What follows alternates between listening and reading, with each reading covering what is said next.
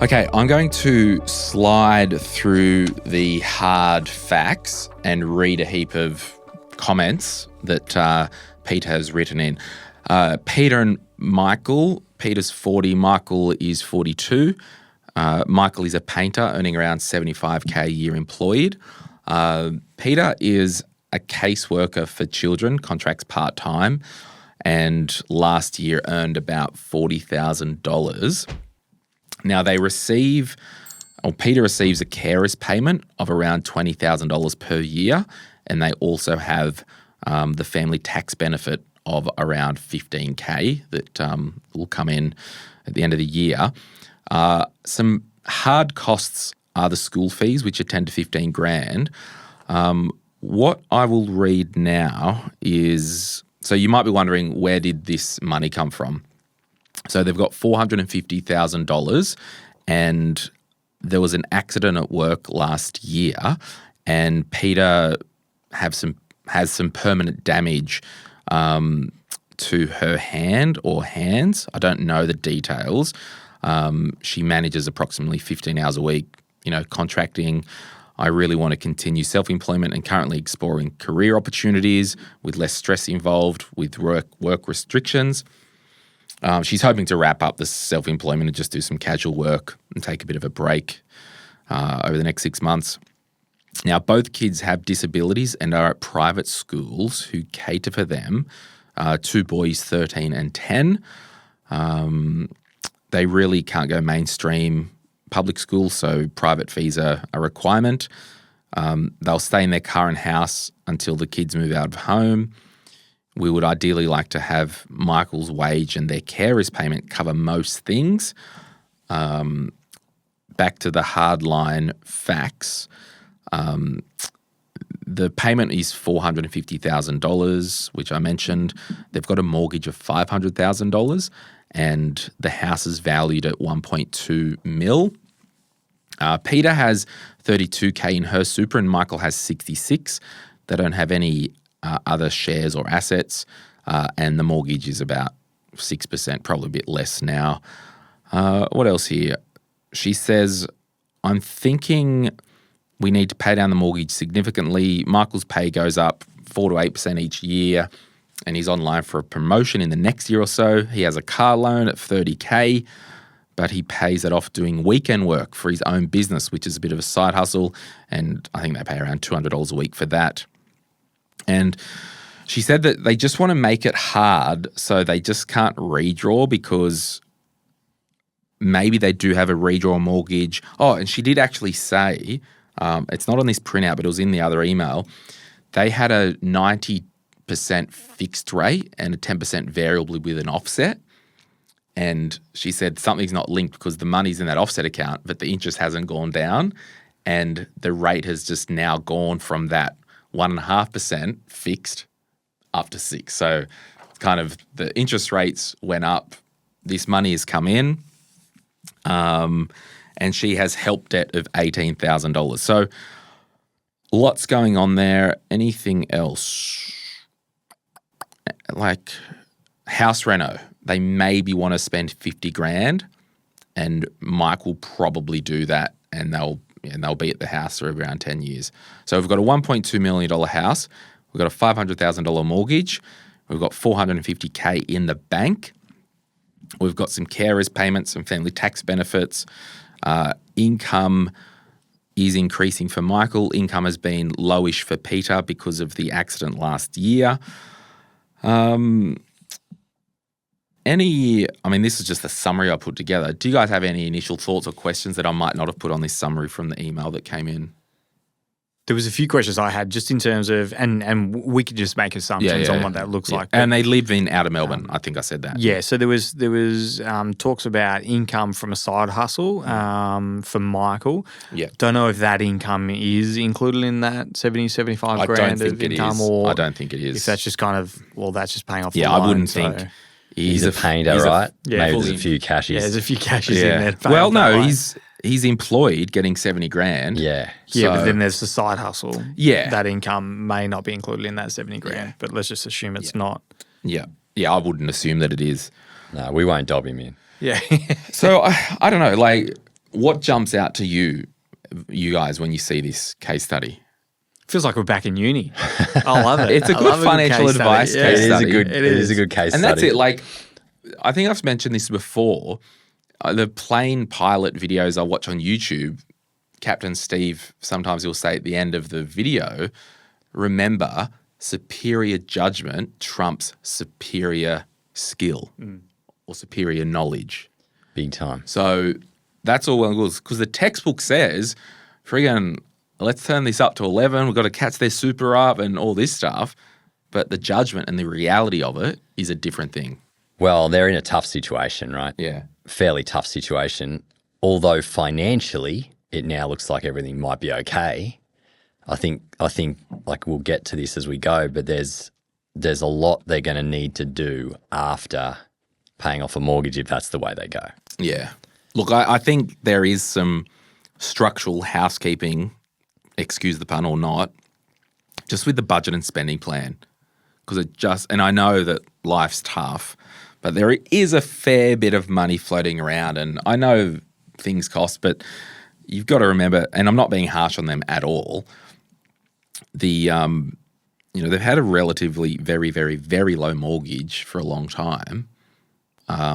Sure, there has been some lower income years, and they've obviously been self-employed for a long time. Yeah, there's a low super balance in there. Because the super balances are quite low relative to the average 40-year-old bear. Yeah, that's right. Yeah, there's a few things I wrote down as you were going through the case study. Like, when you're looking at things like what are we going to do over the next 10 years, because they're going to stay in that house for 10 years and the kids, presumably may look to move out of home.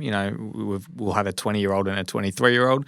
So there's a few things that just projecting forward, like school fees, will they increase? It looks like they've got one in high school and one in primary school still, so that may have an increased cost in the future. Yep.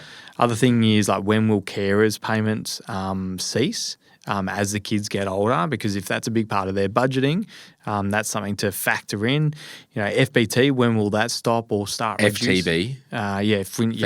Family tax benefit. Tax benefit, yeah. FTB, thank you. Yeah, you're welcome, Phil. I did write it. I wrote it down. You're so welcome. I'm half accountant these days with the FBT. There are too many abbreviations in our world.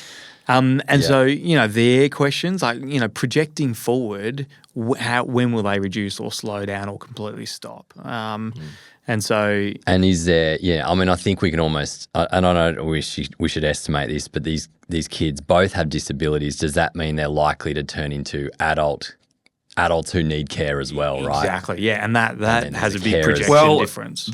Just me looking in at it, I think that they're I'll probably get cancelled for this, but high functioning disability. That's a livable the assumption I had thing because Peter is working part time and the kids are off at school. Yeah, it's not as if they've written here one of the children has a full-time carer provided by NDIS and all that stuff. Correct. And, and they're in the private school. So the private school was important because they get additional support. Yeah. But it wasn't, hey, we get NDIS funding of, a whole bunch. So that was my assumption, that they wouldn't access an adult disability support carer system because it seems like they're which then gives them a bit more upside as things progress. Right, so they're 8 years from both kids being 21 and 18, and that doesn't mean they're out the door, but potentially ability to start working if they're high functioning.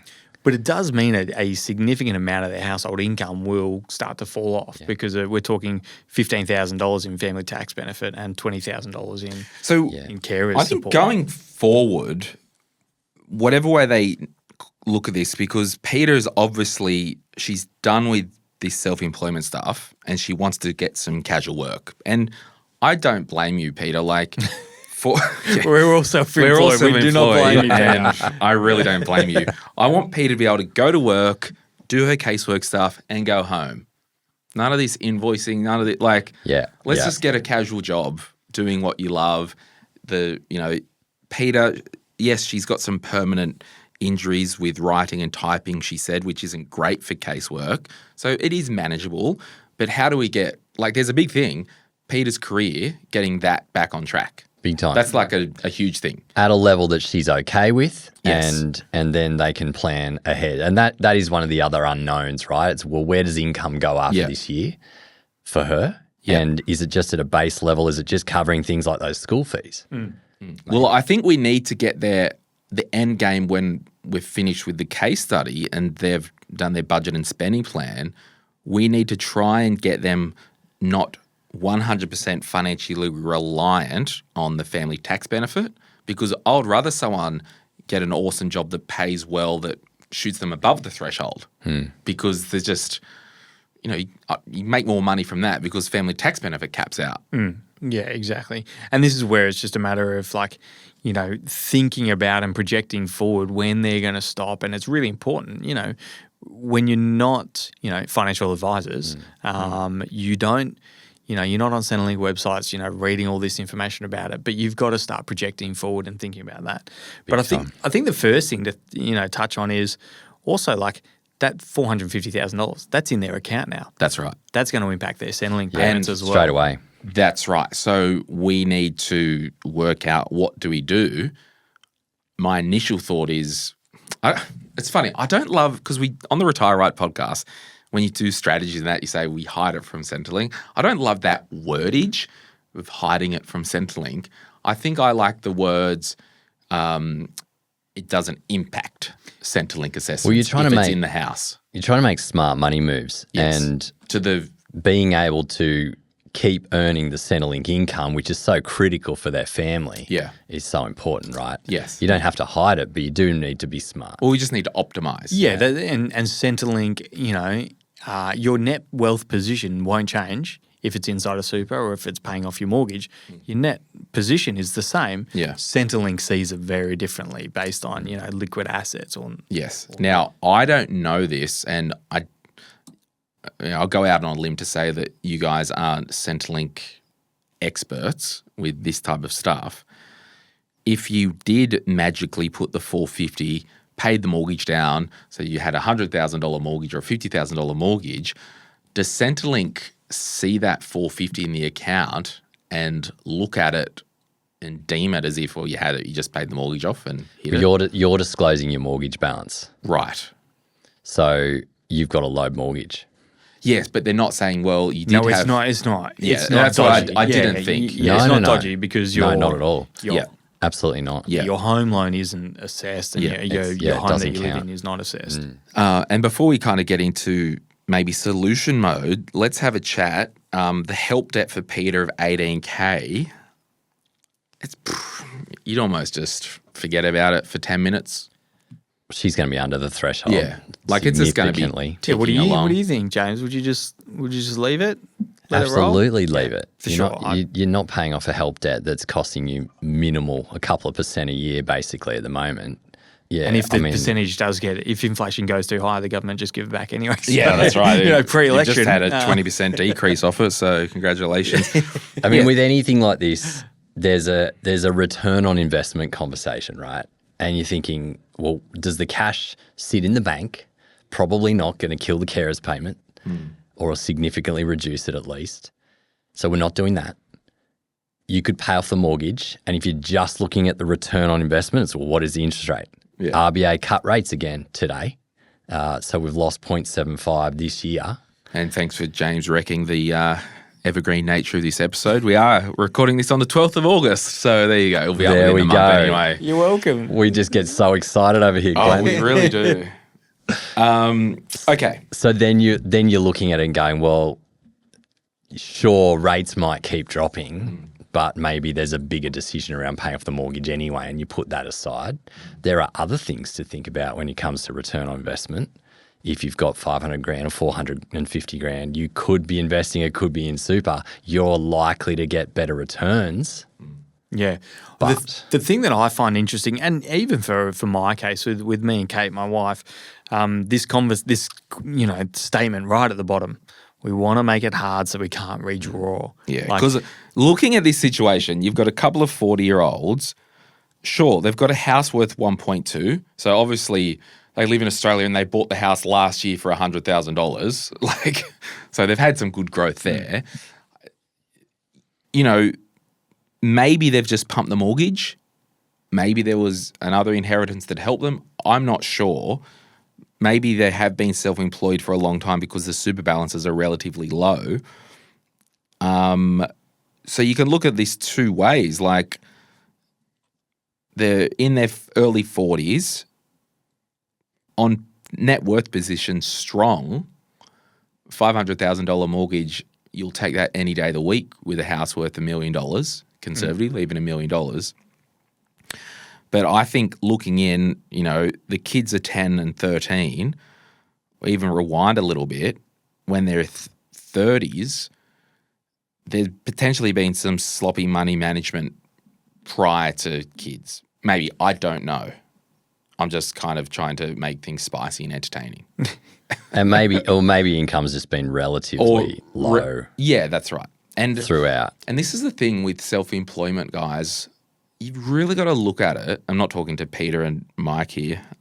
If I can call you Michael. P&M. You've really got to look at the self-employment thing, that when it all washes up, you're probably earning less than just going to get a job.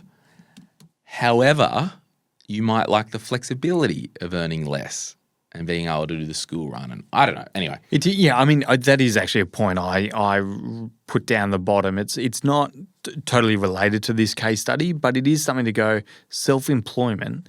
It's really important for us to communicate. We're all self-employed to be putting money into your super. Like, as hard as it is, and as, if you are, on your own, and it's important to keep contributing to super and keep building that nest. And that comes back to a saying that we use a lot with clients, is that idea of forced savings. And what you can't touch, you're not going to necessarily notice it. If it sits in the bank account, behaviourally, it's easier to use. Totally. Whether you're on top of it or not. And so, that idea of, and this goes for everyone listening, can you dial up your repayments to the mortgage? Can you force out before you see it into the investment, into the super funds? And for these guys, maybe that is, you dump it into the mortgage, you can redraw it. So there's a decision to make which would cut that right off. And if they do that, then they're going to need an emergency fund to start with, and then think about what's left. Back to the cricket. I've basically written down a 7-point plan of what I reckon they should do. Number one, what I'm doing is making them download the Glen James spending plan and make sure they've got a rock solid understanding of how much it costs them to wake up of a morning based on the current income that's walking through the door and based on their current expenses. That's what we need to know. She did put here, they need to take some immediate pressure off. So things are feeling tight, okay? Number two, we want to carve out that emergency fund. Based on what I'm looking at here, I reckon 20 grand's probably a bit much. Could be closer to 10 to 15. So we want to carve out $20,000 in a separate online bank as an emergency fund. Now, if their emergency fund is quote unquote $10,000, I want it still to be 20, just for the anomalies with potential care needs. You definitely need to, get it up a little bit. Yeah, and also if they've overshot the runway with Centrelink last year and they've got to pay $5 grand back or something like that. So I'm carving out $20,000. The car loan, 30 grand, we're pissing the bastard off. I don't care if, I just don't, it's gone. Have the discussion to get Mike, he's doing his little side hustle on the weekend. Okay, Mike, you're getting that $200 for painting someone's deck. That's just going into savings, into goals or whatever. Yeah, put it in the emergency. Car loan. And I get when you start, when you got the car, there might have been that negotiation. Oh, can I get the car, darling? I'll just work extra on the weekend and pay for it. It's good emotional what's like aerobics or whatever, gymnastics. I thought you were going to say blackmail. That too. It's good emotional gymnastics, but at the end of the day, Mike's going out to work earning $200 and the household is spending $200 a week on a car. That's the reality. So we're pissing the car payment off. Now, and also we're doing that on the weekends. Yes. Like, is that time for family? Like, it's for the- this car, is that car worth it? And if that's important as a household, Knock yourself out. go for it. Yeah. But you just That's got to where the make those values decisions. discussion makes Yeah. sense. I want to right? carve off $50,000 for the renovation, which basically leaves, I've just spent 100 grand of their money, 20 emergency fund, 30 car, 54 renovations. Now, the renovations aren't urgent. We can put that 50 into the house and you can cash flow them because you're almost going to have no mortgage.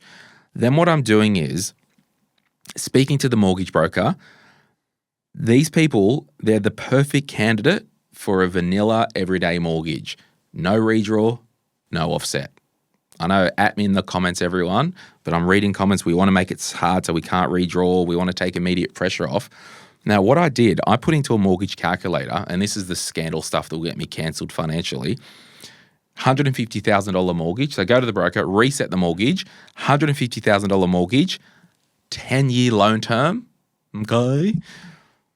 That gives us $1,600 a month mortgage repayment or $375 per week. Mm-hmm.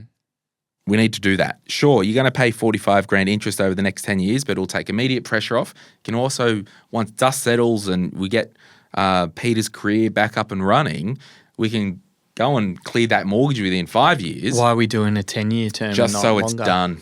Just so it's done. I don't want a 150 grand mortgage hanging around for 20 years. I'd be forcing that into super. Okay, hold my beer. Yeah. My next point, what their target needs to be, and this is on the proviso, Mike's got his pay increase. Peter has got her casual work, so, he can piss his side hustle off and, spend time with the family, whatever.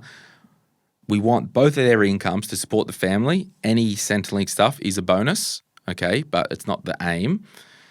Then what I want you to do, once the spending plan's sorted, I want you both to target maybe $1,000 per week into super at some point. Might be next year. You vibe me? How much? $1,000. A week. Yeah. Did you say a week? Yeah. $1,000 a week. Yeah. The mortgage- $52,000 a year. The mortgage is going to be too high if you do 10 years, but you might be able to do it if you stretch it. Well, but this is it. I know that if he's getting a pay rise, 8% pay rise, the reason I did that, hang on. No, I'm an idiot. Do you mean a month? Let me see. Sorry.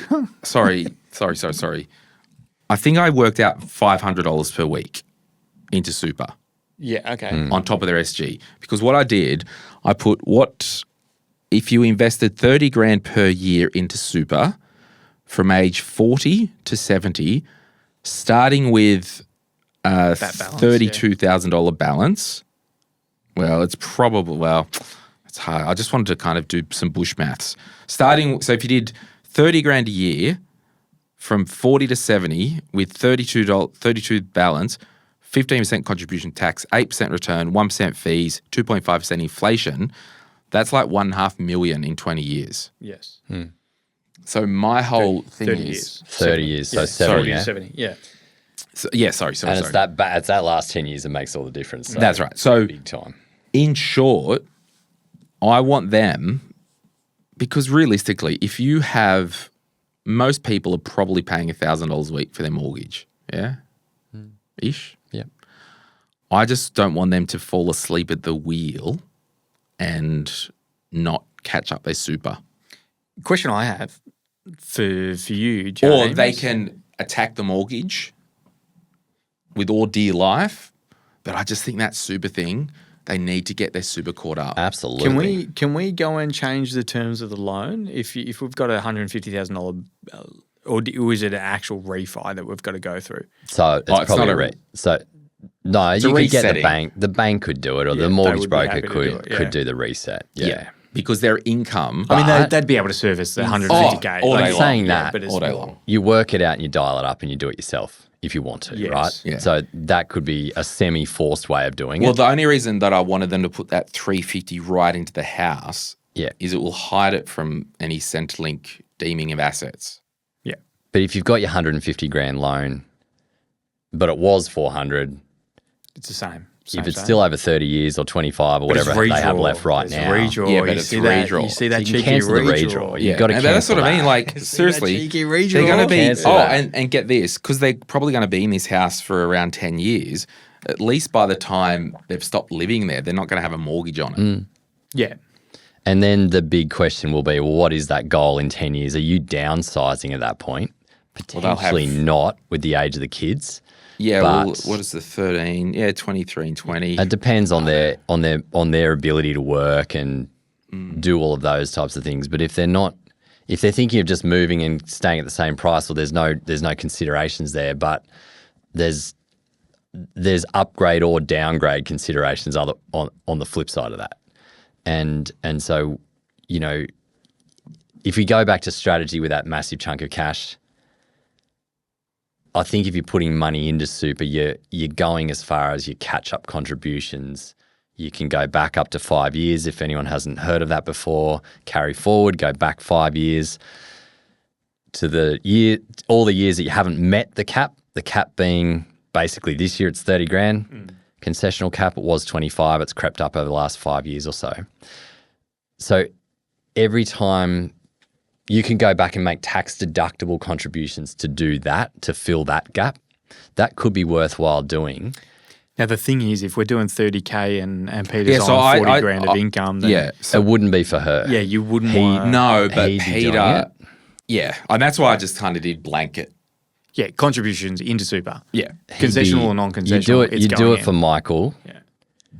I mean, he can go down to, what's he earning? 70 grand. Yeah, so but- he's got But he's Yeah, we can go down to 40K. Yeah, he's got 25 grand. Yeah, I don't know. I reckon Peter will get her income back up over 60 grand part-time. She's talking low-level casual role. It'll depend what she can do. If she's struggling But with her hands, that's why it this might not be whole much. thing needs to hinge on, let's take the immediate pressure off by reducing the mortgage to 150 grand, principal and interest over 10 years. Vanilla mortgage, we can't do anything. Sure, we can remain a bit cash heavy, 50, 60, 70 in emergency fund, house reno thing, piss the loan off 30 grand.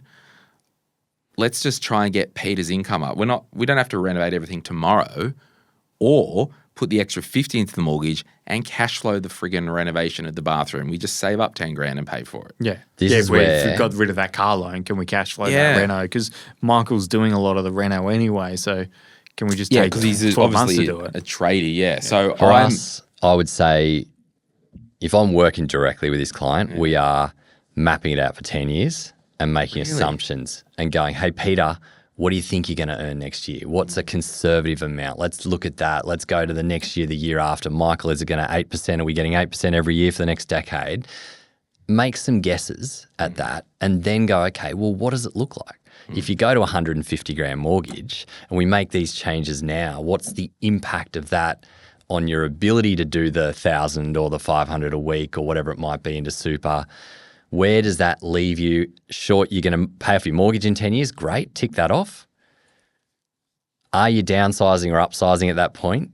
Answer some of those questions and then go again. And the reason why, like a 10-year mapping out of cash flow is important, especially for these guys, is there is a significant amount on Centrelink of their income is coming from Centrelink.